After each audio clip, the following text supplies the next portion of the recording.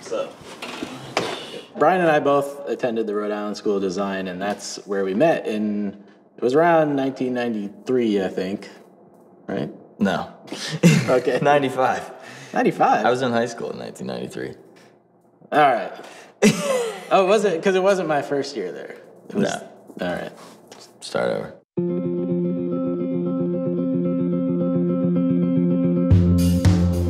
My name is Michael DiMartino, and I am one of the creators and co-executive producers of Avitar, The Last Airbender. My name is Brian Knitsko, the co-creator of Avitar and the art director.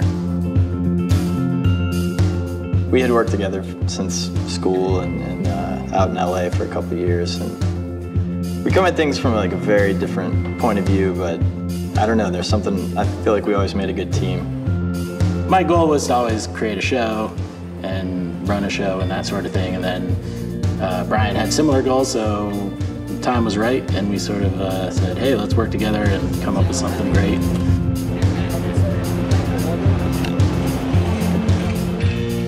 March 2002, I emailed Eric Coleman, the head of development at Nickelodeon, and said, my friend and I are working on a show, we'd love to pitch it. I remember going out to a lunch with Brian and just saying we're looking to develop shows kind of in the vein of just legends, lore, deep mythology. So we talked about the ingredients that should be in this pitch that hopefully he was going to develop. He said, kid POV, keep that in mind. It's like, whether it's a kid character as your main hero or a non-human character that kids can relate to, like SpongeBob or something. I told Eric, look, we'll come back in a month. I don't know what we're gonna pitch, but we'll pitch it. The next Peabody Award goes to Avatar, The Last Airbender.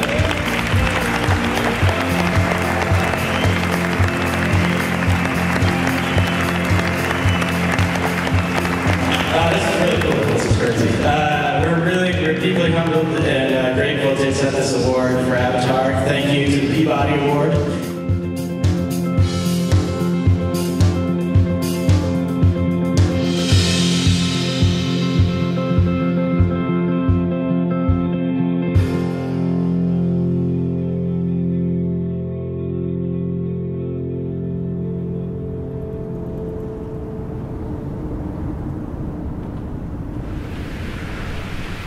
My recollection of the story is that we had kind of like spread out all our ideas on the table, like sketches or just, you know, just concept ideas of what kind of series we would want to do. But one of the drawings was something Brian had done, and there was like this little robot monkey dude. He was this little Cyclops robot monkey who had an arrow on his head, and he had like a futuristic... Oh, he had the arrow. He had a futuristic staff. And then there was this bipedal polar bear who had like a kind of sci-fi like gear bag over his shoulder, and this like bald kid. Did he have the arrow on his head? Nope. He didn't? Okay, he did not have the arrow on his head at that point. I took the arrow from the monkey and put it on the guy's head, and that was Aang. That was the first drawing of Aang. It's one of these things, like, I wasn't thinking of Mike, but I mean, it's such a perfectly, look, I mean, the shape of that head, if you saw my head, it's like a Klingon. I mean, I have like this ridge, you know. Mike, this is an aesthetically pleasing shape. But I liked the drawing. I didn't know what it was, but there was something interesting about it. It then meshed with these ideas that Mike had about all this stuff in the South Pole. I had been watching documentaries about Shackleton's crazy Antarctic expedition and ship getting caught in the ice and all these guys surviving against all odds. Wait, so you're looking at a drawing of a little kid with an arrow in his head, and you're like, I got it, Shackleton. Yeah, I don't know. Well, Shackleton was going on. Yeah, that wasn't about that drawing specifically, but it was like... Yoga is when I put that together. That was when it all came together. It was pretty late at night. I was in Bikram yoga. I was drenched in sweat. I thought of combining his Shackleton idea with this kid. I had to tell Mike this idea. Calls me on the phone and says, I got this crazy idea. We didn't have cell phones back then, you know. Wait. How did you call me? I didn't call you. I showed up. Oh, you just showed up. You didn't warn me. I didn't call. Okay, I didn't have a phone. He came over and pitched this idea of fire people attacking a water tribe. That was kind of like a big moment where like the idea of the four nations sort of gelled together. The little robot monkey evolved into Momo. The big polar bear thing evolved into Appa. We hashed out, a huge part of the whole world and the story arc. And 2 weeks later, we pitched it.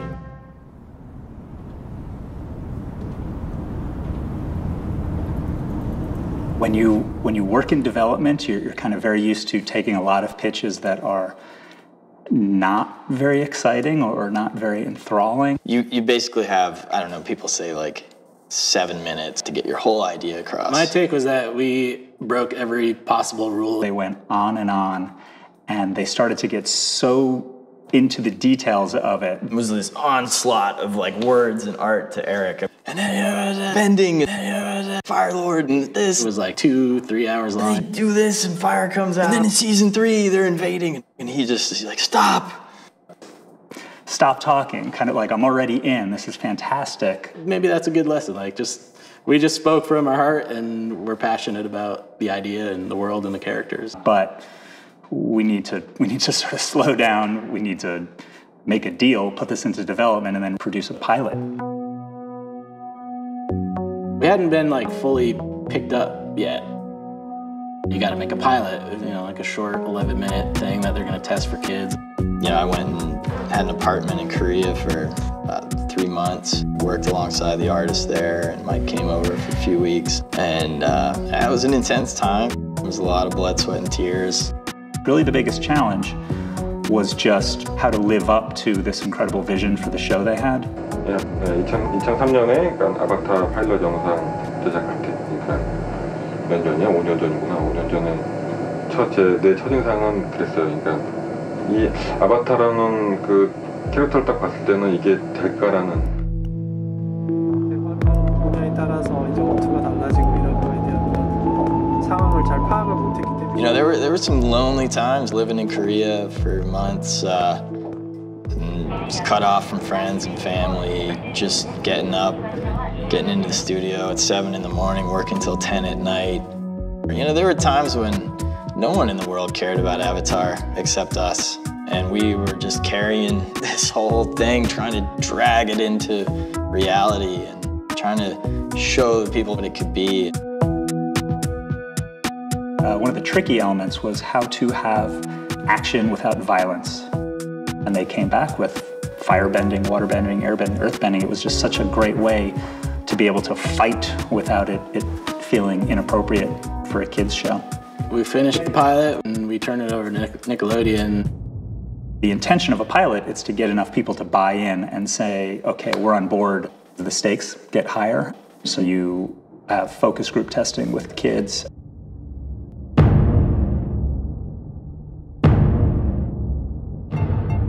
The response was pretty great. Eric said, oh no, it tested really good, everyone really liked it. And we heard that we got picked up for 13 episodes. Our friend and future writer Josh Hamilton was there, and his reaction was, get out of town. I think he even clapped and everything.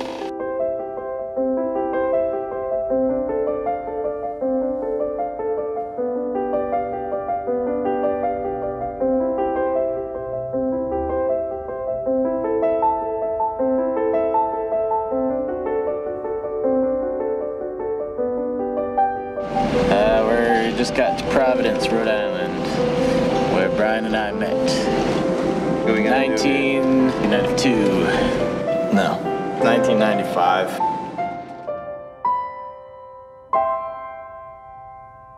The illustration department's happy to welcome today Mike DiMartino of class of 96 in FAV and Brian Konietzko, class of 98. Brian and Mike. Coming, everybody. Season 1 was by far the hardest. This is where things exponentially expanded. The pilot was a small crew, but now to do a whole, the first pickup was for 13 episodes, and it was to do that many episodes in the same amount of time we did this 12-minute pilot is like, oh my God, we needed like all these people. It's crazy. My name is Joaquin Dos Santos. Katie Matilla. My name is Tim Hedrick, and I was a writer on Avatar. We kind of handpicked the people that we had worked with and really loved their attitude. My name is Benjamin Wynn. I'm Josh Hamilton. My name is Jeremy Zuckerman. I did the music for Avatar. And we wanted to kind of assemble what we thought was like the crack squad of great people. I'm Sifu Manuel Rodriguez. John O'Brien. Angela Mueller. Maybe a little hard to pronounce, but Sung Hyun. Oh, you can call me Sung. I'm Giancarlo Volpe. Andrea Romano. Sifu Kisu. I was the martial art consultant.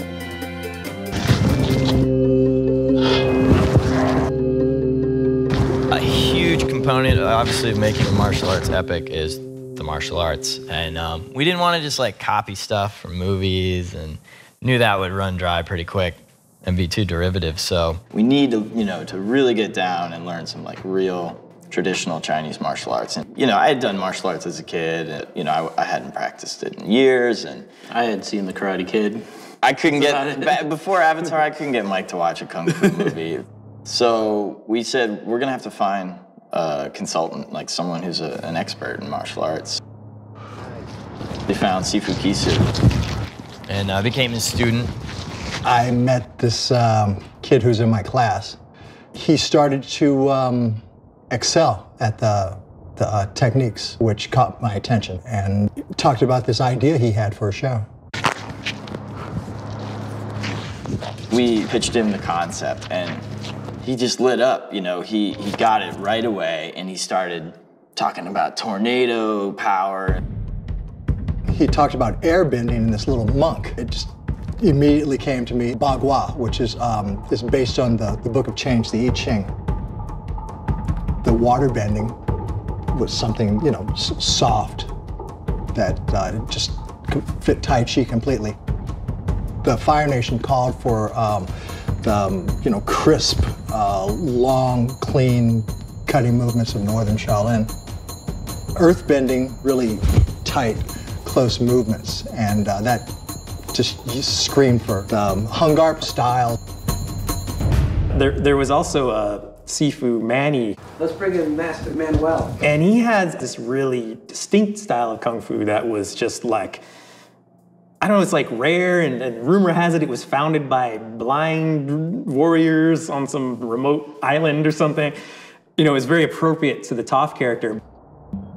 I practice a very obscure form called Chu Ka, commonly known as Southern Praying Mantis Kung Fu. One day, Kisu came and asked me, we're looking for an unusual style for a particular character in a project that we're working on. Obviously, Toph. The basic stance for Toph was this. Because she was blind, but I don't know how to express in English, but she just won. I think this is a really good system for this blind character, because I don't have to look at all. Once I make contact, he goes to move, I'm already there, see? Brian was really intrigued when he saw Manuel, because it's like, he comes walking out, he looks like a little Baptist preacher. You have no idea that you're close to one of the best fighters in the world.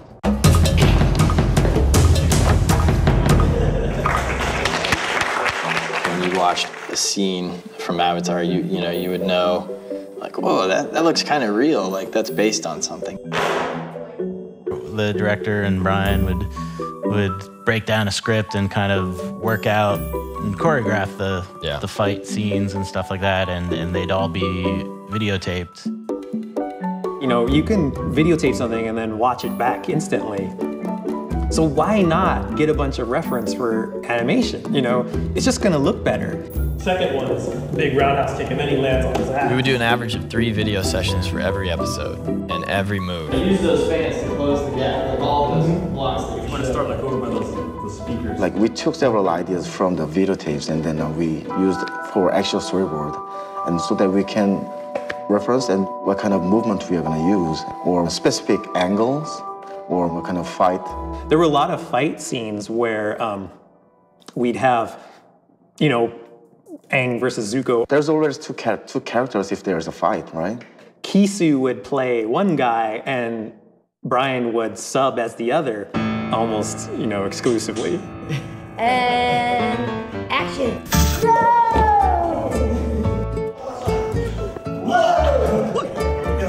Action.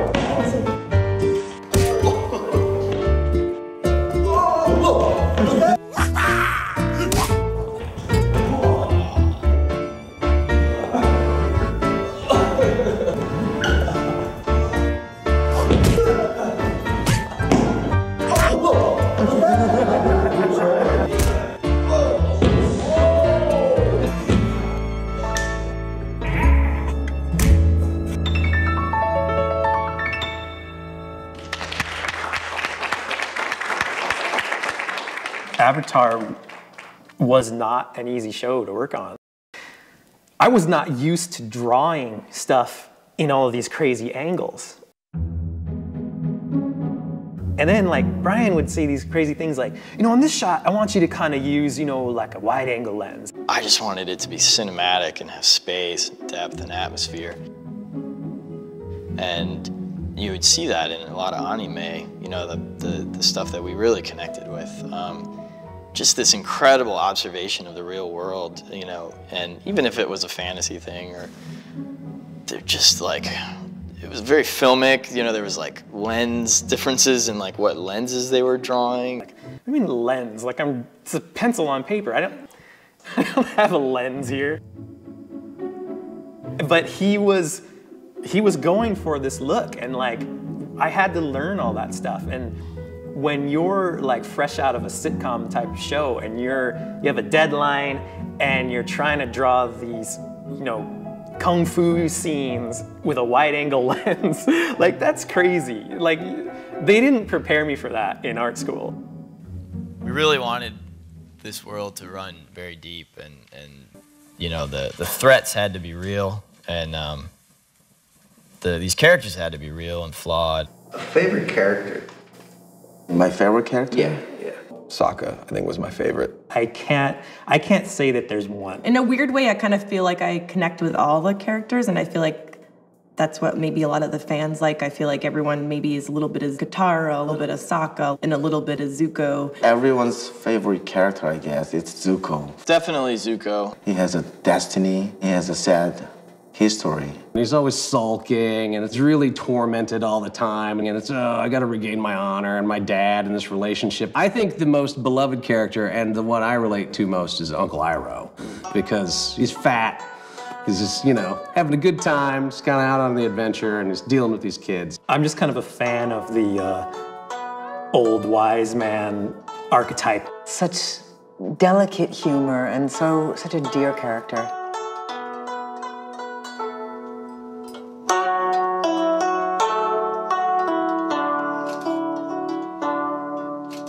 This is a gujin. It's a Chinese zither. The instrument was created thousands of years ago. That was in Uncle Iroh's, that was like his final song to his... That's right, yeah, we used it in, right. The track team is Ben Wynn and Jeremy Zuckerman, good friends of ours, who did the sound and music for the whole series. Like with everything on Avatar, we kind of did mix things up, and we didn't want to just use the same composers who would do the other shows, or, you know, we just wanted to get kind of a different vibe for the music and sound. Once we knew we were doing Avatar, we started amassing random instruments. This is it's called the kalimba, and it's a African thumb piano. This is a Chinese lute, another extremely old instrument. I don't know, what do you even call these? I guess bead drums. It sounds like a battle cry or something. I got a splinter from it. This is a duduk, Armenian wind instrument. And these are all over Avatar because they're epic. So after one of your episodes aired that you wrote, did you ever like go on the message boards to see like what the immediate reactions were? No, for sure. I mean, we'd gotten a taste of it because of stuff people have been posting online. Like, you know, we didn't want to read too much, but you're curious. I think we picked up some kind of anime terminology that we gleaned off the message boards at one point. Like, oh, we need more shipping from Aang and Katara. That means like, I guess it comes from the word relationship. Like when you see two people, you know, falling in love or kissing or something, that's shipping. It's crazy how devoted people are to like, Aang's gonna hook up with Katara, no, Katara's gonna hook up with Zuko. It's two factions of people who go for the Aang-Katara pairing, and then the Aang-Zuko. No, that's not right. the Zuko-Katara pairing. Who hasn't felt like Aang at some point? When you're pursuing a girl and she's just gonna go after that guy who really doesn't care about her. Man, Did nothing. It should be a script that's called The Surface Pass. Andrea Romano was our voice director. She was fabulous. Growing up, I'd seen like Batman, the animated series, and some other, other cartoons. And so like when the time came, it was like, hey, we should get a voice director. Like, oh, I wonder, the only person I know is Andrea. I've heard just great things about her.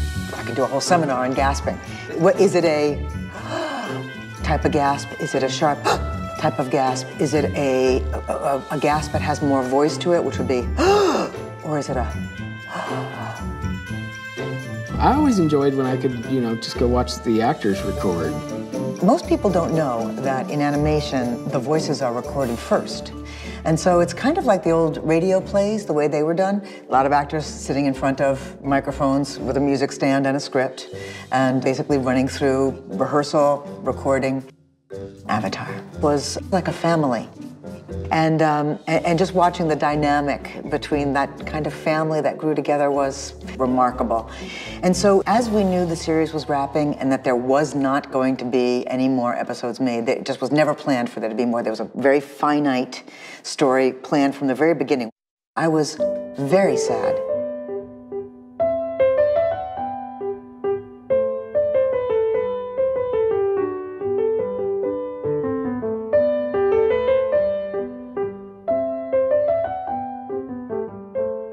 There's nothing glamorous about making animation. It's very tedious. You're just in your little box and you've got all your production woes. It's just like Sisyphus rolling this huge, tedious, nerdy rock up a hill. And then once or twice a year, we get to go to these conventions. It would energize us, and then we go back to work.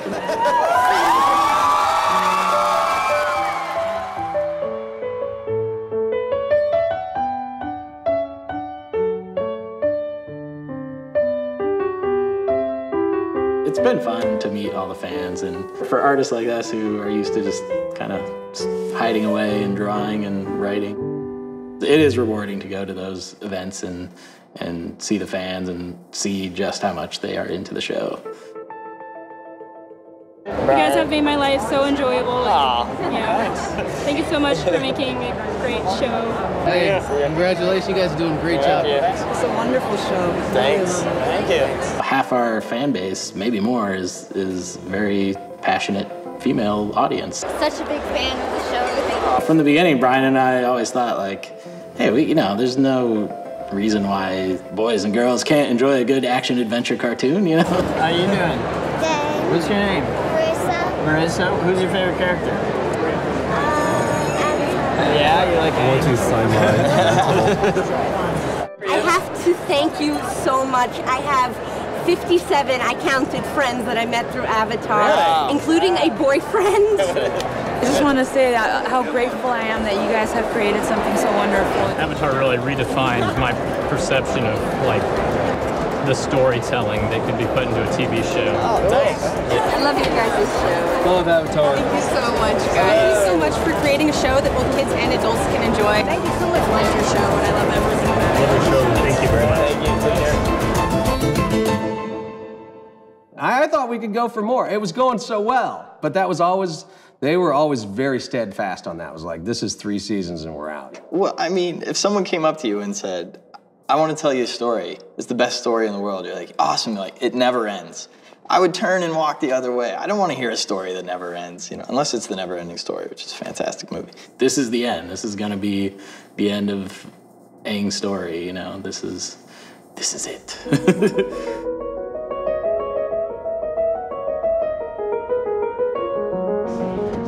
Actually, I haven't been up here in almost 2 years now. Imagine, if you will, we used to put up fan art on this wall. This was the design area. Angela Mueller was doing character designs here. So this used to be, there are many parts of our office. Oh yeah, this was my office. But wait, this was my office. Oh, I forgot about that. There used to not be a wall here. And then later on, we moved into this one for the series finale.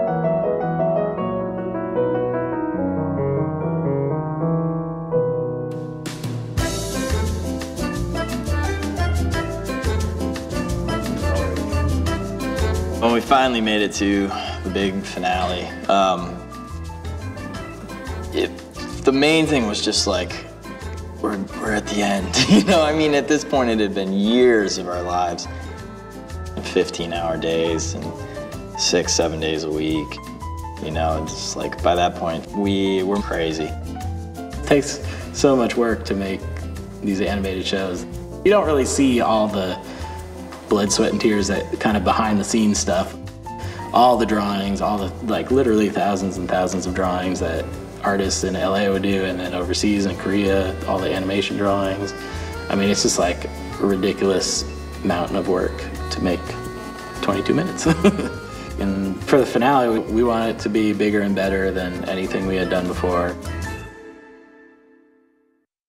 We finally got to the end and decided we wanted to make the last few episodes like a movie. In every way possible.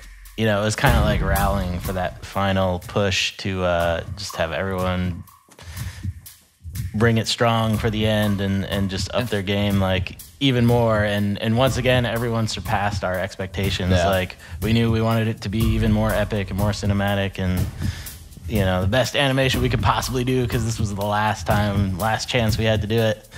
Everybody working so hard. Everybody. Director Joaquin. I mean, there was really, I think, something to live up to, not only in the fans' eyes, but from sort of a production standpoint. We knew we wanted to do something that was above and beyond what had been done up to that point.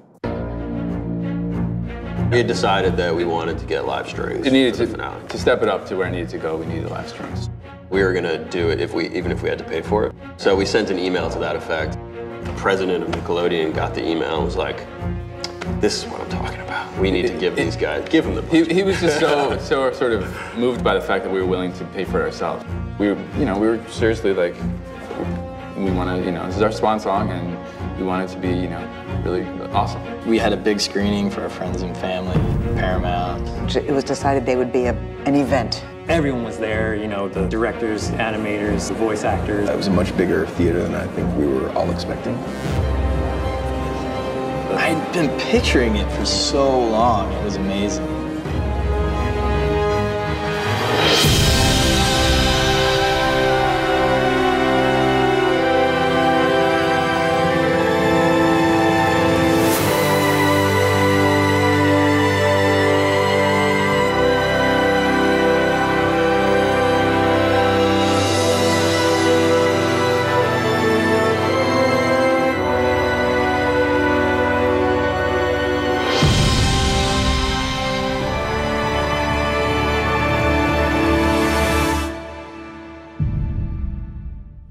The thing that I remember most was that my wife just kept squeezing my hand tighter, tighter, tighter, tighter. And she looked over at me and said, "This is the best thing that you've ever been a part of." And I couldn't agree more. I felt like for just a moment there, I got to kind of just be purely a fan. They did it. Mike and Brian did it. I got to start crying. Like, I really thought that they pulled it off. Back in the day, working for Avatar was really, first of all, really happy. Every storyboard artist and directors we worked on together, every time I meet them, they always say we miss Avatar. We miss that time.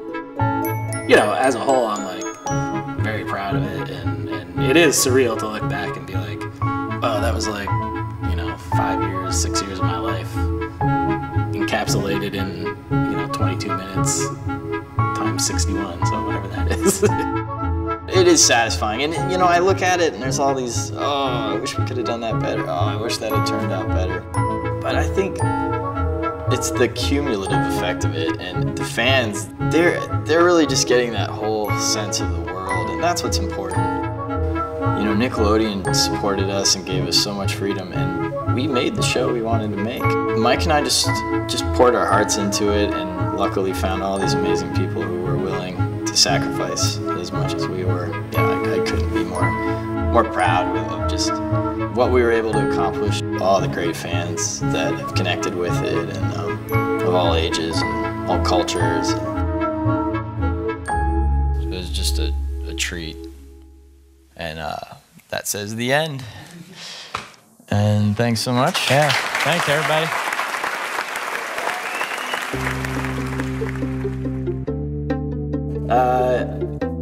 Brian and I both attended the Rhode Island School of Design, and that's where we met. It was around 1993, I think. No. It was 1995. There's no controversy. No, it's fine. I don't remember. See, when we get into years, I don't remember.